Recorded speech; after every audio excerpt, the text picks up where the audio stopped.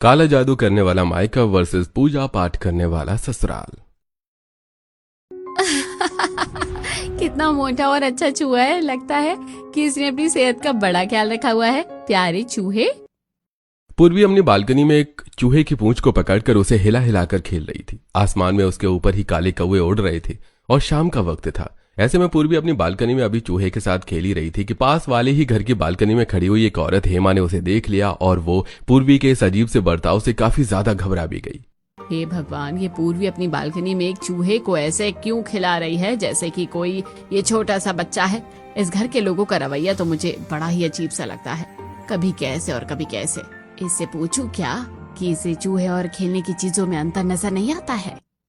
हेमा ने ऐसे बोलकर पूर्वी को आवाज लगाई और पूर्वी, अरे ओ पूर्वी। हाँ जी बोलिए। ऐसे क्यों बोल रही है और इस चूहे के साथ क्यों खेल रही है? चूहा भी कोई लड़कियों के खेलने की चीज है? फेंक दे इसे। क्या कहा? मैं इस प्यारे से चूहे को फेंक दूं? लेकिन ये कितना प्यारा है ना। लो आप भी देखो। नहीं नहीं नहीं नहीं, मेरे पास इसे नहीं फेंकना। हेमा पूर्वी की बात को सुनकर डर गई, लेकिन पूर्वी ने अपने पांव पीछे नहीं किए। उसने उस चूहे को उठाया और हेमा की बालकनी में डाल दिया, जिससे कि हेमा बुरी तरह चिल्लाती हुई अपने घर में भाग गई। हे भगवान, बचाओ बचाओ, ये तो लड़की पागल है।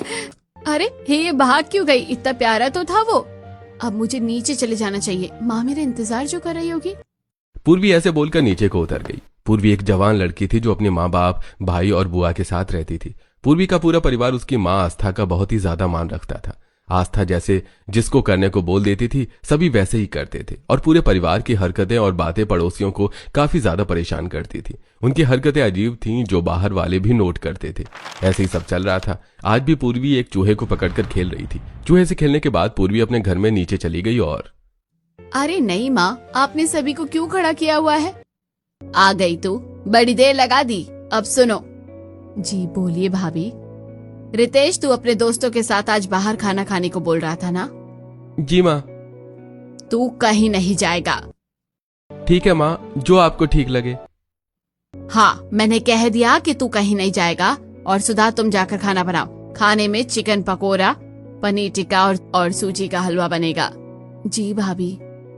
हिमेश जी, आपने कहा था कि आपके कंधों और कमर में दर्द है, तो बस ठीक है, अभी आप नहीं सोएंगे। मेरे भी कंधों और कमर में दर्द हो रहा है, इसलिए चलिए मेरे कंधे और कमर की मालिश कीजिए। और तू पूर्वी, तू जाकर बड़े वाले कूड़े के ढेर पर कूड़ा डाल कर आ। और हाँ, छोटे पर नहीं, बड़े ही कूड़े के ढेर पर ही दे मारना। जी ठीक है माँ जी। आस्था ने सभी की आंखों में आंखें डालकर उन्हें काम ऐसे बताई जैसे मानो कि वो उन्हें काबू कर रही हो। आस्था ने जैसे बोला सभी वैसे ही कठपुतली की तरह काम में लग गई और आस्था की सुनी। ऐसा पहली बार नहीं था जो सभी लोग आस्था की बात मान रहे हो। सभी आस्था के इशारों पर ऐसे ही नाचते थे। ऐसे ही आज के दिन सभी कामों में ही लगे हुए थे, लेकिन ऐसे में आस्था अलग ही कमरे में थी। उस कमरे में अंधेरा था, चारों तरफ मकड़ी के जाले और कंकाल रखा हुआ था। ऐसे में आस्था उस कमरे में काली साड़ी पहने, माथे पर भभूत लगाई, बिखरे बाल और अजीब से हुलिये में बैठी हुई मंत्रों का जाप कर रही थी।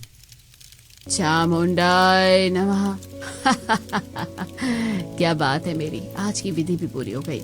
अब सभी और भी ज्यादा मेरे इशारों पर नाचेंगे। चलो अब मैं यहाँ से चली जाती हूँ, नहीं तो किसी को शक हो जाएगा कि मैं घर में नहीं हूँ। आस्था ऐसे बोलकर अपने कमरे से निकल गई। उसके घर में एक बेसमेंट था जिसमें एक स्टोर रूम था। स्टोर रूम के अंदर सीक्रेट रूम था जिसमें आस्था काला जादू करती थी। आस्था एक बुरी औरत थी जो अपने ही पति और बच्चों के ऊपर काला जादू करके रखती थी ताकि सभी लोग उसके अंडर में रहें। एक तरफ आस्था इस तरह से काला जादू करके बेसमेंट से आ रही थी, तो वहीं दूसरी तरफ आस्था की बेटी पूर्वी और नंद बाजार से सब्जी ला रही थी। चलो अच्छा है कि यहाँ कोई नहीं है, नहीं तो इन लोगों को जवाब देना पड़ता कि मैं अभी तक कहाँ थी, लेकिन ये अभी तक क्यों नहीं आए हैं। आस्था ऐसे ही सोचने लगी। वहीं दूसरी तरफ पूर्वी और सुधा बाजार में थी। हाँ सब्जी वाले भैया, 1 किलो नींबू और 2 किलो प्याज और लहसुन भी दे दो। अरे सुधा, तू यहाँ?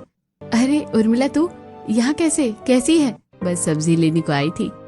वैसे इतने सारे नींबू क्यों लेकर जा रही है? घर में क्या किसी की दावत वावत है? अरे नहीं, ऐसा कुछ भी नहीं है, ये तो मैं घर के लिए ही ले जा रही हूँ। घर के लिए? अच्छा चल, होगा कुछ। ये बता कि अब तेरी शादी का क्या हुआ? मेरी शादी का क्या होना है, कुछ भी हल निकलता ही नहीं है। ना तो वो लोग मुझे लेने को आते हैं और ना ही मुझे छोड़ते हैं। मैं कब से अपने भाई के कंधों पर ही बोझ बनी हुई हूँ। ऐसे नहीं बोलो बुआ। तेरी तो शादीशुदा जिंदगी अच्छी खासी चल रही है ना सुधा। तूने खुद बताया था कि तेरा पति और सभी बहुत अच्छे हैं। मुझे तो लगता है कि तुझे किसी की काली नजर लग रखी है। अपना चेहरा देख कैसे मुरझाया हुआ है। किसी ने जलकर तेरे ऊपर कुछ करवा तो नहीं दिया है ना? उर्मिला की बात को सुनकर पूर्वी और सुधा दोनों बोल पड़ी। अरे नहीं नहीं, ऐसा तो कुछ भी नहीं है। तू तो मुझे बेवजह ही डरा रही है उर्मिला। हम इन सभी चीजों से बहुत दूर है ना। हम ये सब करते हैं और ना ही हमारे साथ रहने वाले लोग ऐसा कुछ करना जानते हैं, इसलिए ऐसा कुछ भी नहीं है। एक बात बोलूं, बुरा नहीं मानना, मुझे तो तेरी खुशियों की बलि देने में तेरी भाभी का हाथ लगता है। उर्मिला के इतना बोलते ही पूर्वी और सुधा दोनों का ही पारा चढ़ गया। और उर्मिला, आज तो तूने बोल दिया है, लेकिन आइंदा अगर ऐसा कहा तो मुझसे बुरा कोई नहीं होगा। हाँ, मेरी माँ बहुत अच्छी है, मैं कुछ भी बर्दाश्त कर सकती हूँ, लेकिन अपनी माँ के ऊपर उठी हुई उंगली को मैं बर्दाश्त नहीं करूंगी, समझ आया? दोनों ऐसे ही बोलती हुई चली गई। उर्मिला उन्हें देखती रह गई। इसको इसकी भाभी को कहने का इतना बुरा क्यों लगा?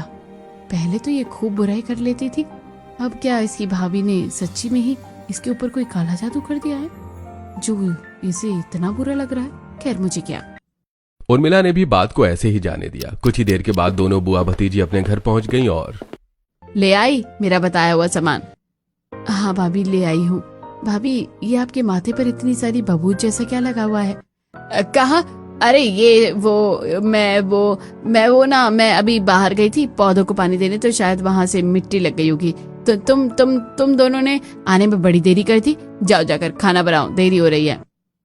आस्था ने बात को ऐसे ही घुमा दिया, जिसके बाद सुधा और पूर्वी ने भी ज्यादा ध्यान नहीं दिया और उन दोनों ने खाना बनाना शुरू कर दिया। अभी वो खाना बना ही रही थी कि तभी वहां खिड़की में एक काला कौआ आ गया।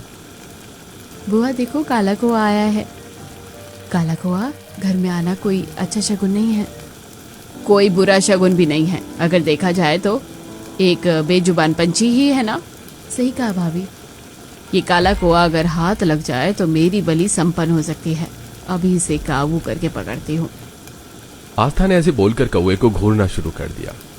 आस्था को देखते ही कौआ वहीं जम गया और पूर्वी और सुधा की नजर से बचाकर आस्था ने उसे पकड़ लिया और पिंजरे में डाल दिया। वहीं पूर्वी अभी खाना बना रही थी कि तभी खाना बनाते बनाते उसके हाथ से छुरी गिर गई। जैसे ही पूर्वी उसे उठाने को नीचे को झुकी तो उसे वहां एक बड़ी लौकी पड़ी हुई मिली, जिसमें बहुत सारी लौंगें घुसी हुई थी। बुआ देखो, ये क्या है? ये बुआ कहाँ गई? पूर्वी ऐसे बोलकर रसोई से उस लौकी को लेकर बाहर ही आई थी कि तभी वहां आस्था आ गई और वो उसकी आंखों में देखकर बोली, ये लौकी का टुकड़ा मुझे दे दे पूर्वी। ले लो। पूर्वी ने आस्था को मदहोश होकर बिना कोई सवाल किए वो लौकी का टुकड़ा दे दिया, जिसके बाद आस्था ने उसे लेकर छिपा दिया। और मेरे हाथ में शायद कुछ था या नहीं था, पता नहीं, खाना बना लेती हूँ। पूर्वी ने लौकी वाली बात को नजरअंदाज कर दिया, जिसके बाद वो वापस से खाना बनाने में ही लग गई। कुछ ही देर के बाद खाना बन गया और वो सभी खाना खाने को बैठी। पूर्वी भी बड़े मन से बैठी थी, लेकिन उसका खाना खाने का दिल ही नहीं हुआ। क्या बात है पूर्वी, तू खाना क्यों नहीं खा रही है? पता नहीं क्यों भाई, अचानक से ये खाना खाने को मेरा दिल ही नहीं कर रहा। क्यों, कुछ और खाना है क्या तुझे? मेरा मन नहीं है, आप लोग खाओ, मैं अपना देख लूंगी। पूर्वी ऐसे बोलकर खड़ी हो गई। उसने एक निवाला भी खाने का नहीं खाया और वो अपने कमरे में आ गई और पागलों की तरह अपने कमरे में सभी जगह कुछ ढूंढने लगी, जैसे मानो कि उसका कोई खजाना ही गायब हो गया हो। कहाँ है, कहाँ है, कहीं तो होगा। अभी पूर्वी ऐसे ढूंढ ही रही थी कि तभी उसने बेड के नीचे देखा और बेड के नीचे उसे एक कॉकरोच मिल गया। मिल गया? कहाँ कहाँ नहीं ढूंढा मैंने तुम्हें, अब आएगा ना मजा। अब मिली है मुझे मेरे मतलब की चीज खाने को। पूर्वी ने ऐसे बोलकर उस कॉकरोच को अपने मुंह में डाल दिया और वो उसे खा गई। पूर्वी के ऊपर उसकी माँ ने ऐसा ही जादू किया हुआ था। वो ऐसे ही गंदी गंदी चीजों में अड़ती थी और उन्हें खा भी जाती थी। ऐसे ही दिन गुजर रहे थे और आज के दिन पूर्वी की माँ फिर से रात के वक्त अपने सीक्रेट रूम में थी। हे शैतान, हे काले जादू के महाराज, मैं अपने पाप का प्रायश्चित करना चाहती हूँ। जो पाप मैंने अपनी कोख से एक लड़की को जन्म देकर किया, अब उसकी भरपाई का वक्त आ गया है। शैतान, मुझे बताओ मैं कैसे क्या करूं जो आप मुझे क्षमा कर दे। आस्था ने ऐसे बोलकर हवन की आग में कुछ सामग्री डाली और उसके ऐसा करते ही उसके दिल में एक ख्याल आया। शादी, मुझे समझ आ गया है कि अपनी गलती का प्रायश्चित मुझे किस तरह से करना है। मैंने उसे अपनी कोख से जो जन्मा है, अब उसकी भरपाई उसकी कोख से जन्म हुआ वारिस करेगा। ठीक है, अब मैं पूर्वी की शादी कर दूंगी। मुझे फर्क नहीं पड़ता कि उसका ससुराल अच्छा होगा या खराब, लेकिन अगर बस फर्क पड़ता तो इस बात से पड़ता है कि उसका बच्चा मेरी बलि के काम आएगा या नहीं। आस्था एक बेहद ही खराब सोच की औरत थी। उसे लगता था कि बेटी को पैदा करने के बाद उससे पाप हो गया है, जिसकी वजह से खुद एक औरत होते हुए भी उसे अपनी बेटी पूर्वी से कोई लगाव नहीं था। और अब आस्था चाहती थी कि वो पूर्वी की जल्दी से जल्दी शादी करे और उसके औलाद को बलि के रूप में चढ़ाए, जिससे कि उसके पापों का प्रायश्चित हो जाए। आस्था ऐसे ही आधी रात को जादू टोने करके फिर अपने बेसमेंट से बाहर आ गई और बिल्कुल ऐसे करने लगी जैसे कि कुछ हुआ ही नहीं है। ऐसी सुबह हुई और सुबह होते ही आस्था ने पूर्वी की शादी की बात निकाली। सुने जी, अब मैं सोच रही हूँ कि हमें पूर्वी की शादी कर देनी चाहिए। वैसे भी अब इसकी उम्र हो गई है। हाँ, ठीक सोचा तुमने। लाओ इसकी कुंडली मुझे दे दो, मैं पंडित जी को दे आऊंगा। फिर जो भी हमारी पूर्वी के मेल का लड़का होगा वो उसका रिश्ता हमें बता देंगे। नहीं, पंडित को दिखाने की क्या जरूरत है? मैं हूं ना, अपनी बच्ची का मैं ही कोई रिश्ता देखूंगी। नहीं, पंडित जी को दिखाना जरूरी है। आज ये मेरी बात क्यों नहीं मान रहे हैं? जरूर इस पाँव में बंधे धागे की गांठ ढीली हो गई है। अब मुझे ने जादू वाला दूसरा धागा बांधना पड़ेगा। बताओ कि कहाँ है हमारी बेटी की कुंडली। अभी के लिए आप कुंडली छोड़ो और आप अपना पाँव दिखाओ। मैं मंदिर से नए धागे लाई थी बांधने को, लेकिन बांध नहीं पाई। आपको बांध देती हूँ। आस्था ने बहाने से हिमेश के पांव का धागा बांध दिया, जिसके बाद हिमेश, हाँ क्या बोल रही थी तुम कि कुंडली नहीं दिखानी है? अरे कोई बात नहीं, तुम्हें जो भी लड़का हमारी पूर्वी के लिए पसंद आए बता देना, मैं तो उसे ही अपना लूंगा। ये हुई ना बात। आस्था का जादू बहुत ही ताकतवर था। वो जो चाहती ही मनवा लेती थी। ऐसे ही कुछ दिन और गुजरे और आस्था को पूर्वी के लिए अपने शहर से बाहर एक रिश्ता मिला। क्योंकि शहर के लोग पूर्वी की हरकतों को जानते थे, वहां उससे शादी करने को कोई भी राजी नहीं होता। आस्था और हिमेश ने भी पूर्वी की शादी कर दी और पूर्वी विदा होकर एक हफ्ते के अंदर ही अपने ससुराल को चली गई।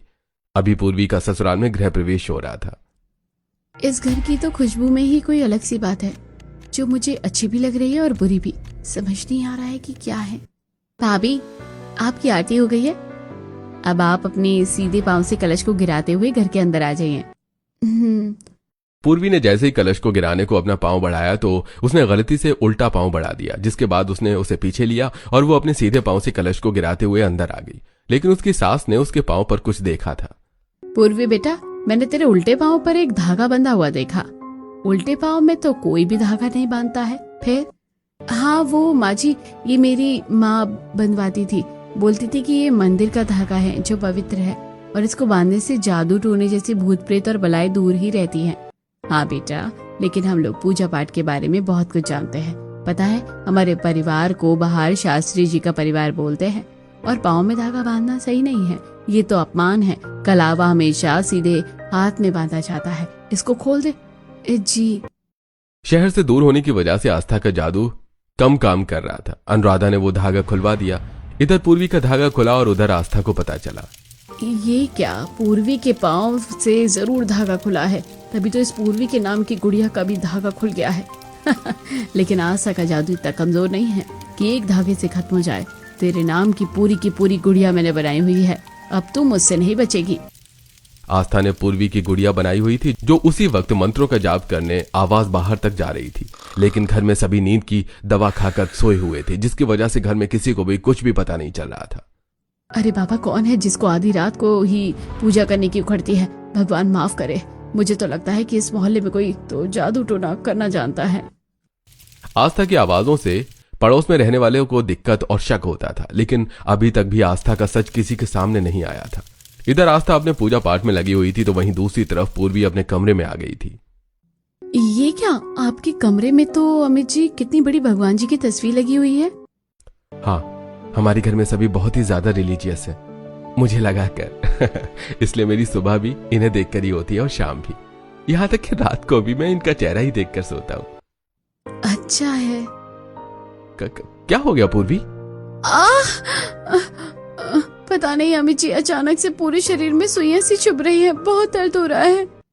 अच्छा तुम ठहरो, मैं माँ को बुला कर लाता हूँ, तुम बैठ जाओ। पूर्वी को अचानक से शरीर में दर्द होने लगा था। उसके शरीर में सुइयां सी चुभ रही थी। वहीं दूसरी तरफ इसके पीछे की वजह पूर्वी को जरा भी पता नहीं थी। दर्द हो रहा है? दर्द तो होगा ही। मेरी कोख में ही पतले वक्त मुझे पापी बना देने वाली बच्ची, दर्द तो तुझे होना भी चाहिए। ये सुइयां मैं जहाँ जहाँ इस गुड़िया के घुसाऊंगी वहां वहां उसे भी दर्द होगा। यही तो है काला जादू। बहू बहू क्या बात हो गई है बहू? माँ जी पता नहीं क्यों बहुत ज्यादा चुभन हो रही है। बहू के घर में आते ही दिक्कत होना ये किसी अच्छे शगुन का संकेत नहीं है। लगता है किसी की बुरी नजर लग गई है हमारी बहू को। बहू तो चिंता नहीं है। विशाल जा जल्दी से मंदिर से तू गंगा जल लेकर आ, बहू को पिलाएंगे, देखना भगवान की मर्जी से राहत मिलेगी। महेश की बात सुनकर उनका छोटा बेटा नीचे गया और घर के मंदिर से वो गंगा जल ले आया। गंगा जल लाने के बाद अमित ने अपने हाथ से उसे पूर्वी को पिलाया। और अब कैसी है पूर्वी? अब राहत है। गंगा जल की ताकत से पूर्वी के शरीर में चुभन कम हो गई थी। वहीं आस्था की सुई टूट गई थी जिससे वो पूर्वी को दुख दे रही थी। ये क्या, सुई टूट गई? कोई बात नहीं, कल को मैं इससे और भी ज्यादा दुख दूंगी तुझे पूर्वी, बस तू देख, अभी के लिए मैं निकलती हूँ। आस्था ऐसे बोलकर वापस से अपने नॉर्मल कपड़ों में आ गई और अपने कमरे में निकल आई।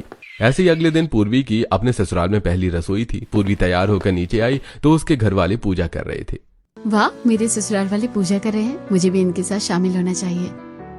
लो, मेरी बहू भी आ गई है। बहू आ जाओ और हमारे साथ तू भी पूजा कर ले। हाँ भाभी आ जाओ और आप भी हमें ज्वाइन करो। अनुराधा और विशाखा के बुलाने पर पूर्वी भी मंदिर में चली गई। मंदिर में जाते ही पूर्वी को ऐसे एहसास हुआ कि जैसे उसके ऊपर से कोई पहाड़ उतर गया हो। क्या बात है, कुछ हुआ फिर से क्या? कुछ नहीं, बस एकदम से बड़ा हल्कापन सा महसूस हुआ, ऐसे जैसे कि किसी ने कोई पहाड़ उतार दिया हो। भगवान जी के घर में आकर ऐसा ही लगता है। ये लो सभी प्रसाद लो। महेश ने सभी को प्रसाद दिया जिसे खाने के बाद पूर्वी को और भी अच्छा महसूस हुआ और उसने खुशी खुशी अपने पहली रसोई का खाना बिना किसी दिक्कत के बनाया और सभी को खिलाया। भाभी आपके खाने की तो जितनी तारीफ की जाए ना उतनी ही कम है, सच में खाकर मजा ही आ गया। शुक्रिया देवर्षि, बहुत बहुत शुक्रिया। यू आर वेलकम भाभी। यहाँ आने के बाद सब कुछ कितना बदला बदला सा लगता है। ऐसा लगता है कि जैसे मैं हल्की हो गई हूँ, मेरा दिल लगने लगा है। ये क्या बात है? बच्चों जल्दी जल्दी से खाना खा लो, फिर मैंने भगवान जी से मन्नत मांगी है, उसके लिए हम सभी भगवान जी के मंदिर चलेंगे। अनुराधा की बात पर सभी राजी हो गए। खाने पीने के कुछ ही देर के बाद अनुराधा सभी को मंदिर में ले गई जहां जाकर सभी ने पूजा की। ऐसे ही सुकून से पूर्वी के दिन अपने ससुराल में गुजर रहे थे और अब ऐसे ही 1 महीना होने को आया था। 1 महीने के बाद आस्था ने पूर्वी के पास फोन किया। हेलो पूर्वी, कैसी है तू? हाँ माँ, मैं अच्छी हूँ, आप बताओ आप कैसी हो? मुझे क्या होगा, मैं भी अच्छी हूँ। अच्छा ये बता, क्या तू कहीं घूमने को गई है अभी तक? नहीं माँ, अभी तक तो नहीं। तो जा, आज के आज ही तू घूमने जा। नहीं जा सकती हूँ मैं माँ, क्या है ना, आज तो किसी को भी वक्त नहीं है। चाहे वक्त हो या ना हो, जाना तो पड़ेगा, जा। आस्था की आवाज से ही पूर्वी उसके काबू में हो गई। अमित नीचे काम पर जाने को तैयार हो रहा था। पूर्वी उसके पास गई और अमित जी चलिए कहीं घूमने को चलते हैं। आज नहीं जा सकता पूर्वी, कल को हम पक्का चलेंगे। नहीं, आज ही घूमने को चलिए, मुझे आज ही जाना है। अरे तुम्हें अचानक से क्या हो गया पूर्वी? हम चलेंगे लेकिन आज ही, ये क्या जिद हुई भला? नहीं, आज ही चलेंगे, आज ही चलना है मुझे, कल नहीं, आज ही जाना है। पूर्वी ने जिद पकड़ ली जिसकी वजह कोई उन्हें समझ नहीं पा रहा था। अंत में विशाल बोला, भैया चलिए, आज का ऑफिस का आपका भी काम मैं ही संभाल लूंगा, आप भाभी को लेकर कहीं चले जाओ। क्या सच में विशाल तू संभाल लेगा? चल तो ठीक है, मैं जाता हूँ। पूर्वी जल्दी से तैयार हो जाओ, हम चल रहे हैं। ठीक है। माँ, भाभी को अचानक से क्या हुआ था? उन्होंने घूमने जाने की रट लगा ली थी। मुझे भी नहीं पता है बेटा। अनुराधा और विशाखा की तरह बाकी घर वालों को भी कुछ समझ नहीं आ रहा था। कुछ ही देर में पूर्वी तैयार हो गई जिसके बाद अमित उसे लेकर घूमने को निकला और वो दोनों घर से निकल आए। लेकिन देखने की बात यह थी कि पूर्वी घूमने को निकली थी लेकिन वो ऐसे रास्ते पर अमित को अपनी मर्जी से लाई जिस पर कोई नहीं था। वो रास्ता सुनसान था और पूर्वी उस पर चलते हुए बस कीड़े मकोड़े देख रही थी। देखो अमित जी, ये एक छिपकली है, मैं इसे पकड़कर घर ले जाऊं क्या? ये कितनी प्यारी लग रही है। नहीं, बिल्कुल भी नहीं पूर्वी, यहाँ हो, तुम्हें क्या हो गया है? चलो भाई घर चलो, हम यहाँ टहल नहीं रहे हैं। अमित ने कैसे कैसे पूर्वी को संभाला और वो उसे लेकर आया, लेकिन घर आते आते पूर्वी बेहोश हो गई थी और ये सब काले जादू का ही काम था। कुछ ही देर के बाद अमित ने जाकर पूर्वी की सारी बातें अपने परिवार में बताई और मेरा शक गलत नहीं था। पहले दिन जब बहू घर में आई थी तभी मुझे भनक हुई थी कि कुछ ठीक नहीं है। अब मैं पीछे नहीं हटूंगी, अब मैं तांत्रिक को बुलाऊंगी। महेश जी, कोई तो है जो हमारी बहू को सता रहा है। हाँ, बहू की बातें नॉर्मल नहीं लगती हैं। अब तो लगता है कि हमें उतार करवाना ही पड़ेगा। पूर्वी की ऐसी हालत को देखकर घर वालों ने सोच लिया था कि अब वो उसे किसी बाबा को दिखाएंगे। कैसे कैसे अगला दिन निकला और पूर्वी से बात करके एक बाबा को बुलाया गया। तेरे मायके में तुझे यहाँ से कुछ अलग महसूस होता था क्या बच्चा? यहाँ से अलग कुछ भारी भारी सच सच सच बताना। हाँ बाबा, यहाँ की तो हवा ही अलग है मेरे मायके के आगे। यहाँ तो वो सुकून है जो मुझे वहाँ कभी नहीं मिल पाया। बेटा मैं देख पा रहा हूँ, तेरा उतार तो करना पड़ेगा। अब जैसे मैं कहूँ तो वैसे ही करना। तू अपने मायके जा, वो भी अकेले। जी नहीं बाबा, अगर उन्होंने मेरी बेटी जैसी बहू को कुछ कर दिया तो? मैं जो देख पा रहा हूँ वो तुम नहीं देख सकते हो, और मैं हूं तो क्या दिक्कत है? बेटा तो ये नींबू अपने साथ कहीं छिपा कर लेकर जा, बस आगे का काम मेरा है। और हाँ, वहां जाकर गलती से भी कुछ खा पी मत लेना। जड़ी बाबा ने ऐसे ही बोला और पूर्वी ने उसकी बात को मान लिया। वो अपने मायके आ गई जहां पर आस्था के सिवा कोई नहीं था। अरे मैं तो सोच ही रही थी इसको बुलाने के लिए। शिकार खुद शिकारी के पास चला आया। ये ले पूर्वी, तू कितने दिन में आई है, इसे खा ले। नहीं माँ, मुझे नहीं खाना। खा लेना। माँ वैसे ही आंखें दिखा रही हैं जैसे ही वो दिखाती थी। मुझे अब खाने की एक्टिंग करनी चाहिए, तभी मैं जड़ तक जा पाऊंगी। पूर्वी ने ऐसे बोलकर खाना खाने का बस एक्टिंग की, जिसके बाद बहुत अच्छे, अब तुझे नींद आ जाएगी और तू सो जाएगी। तो अब मुझे सोने की एक्टिंग करनी है।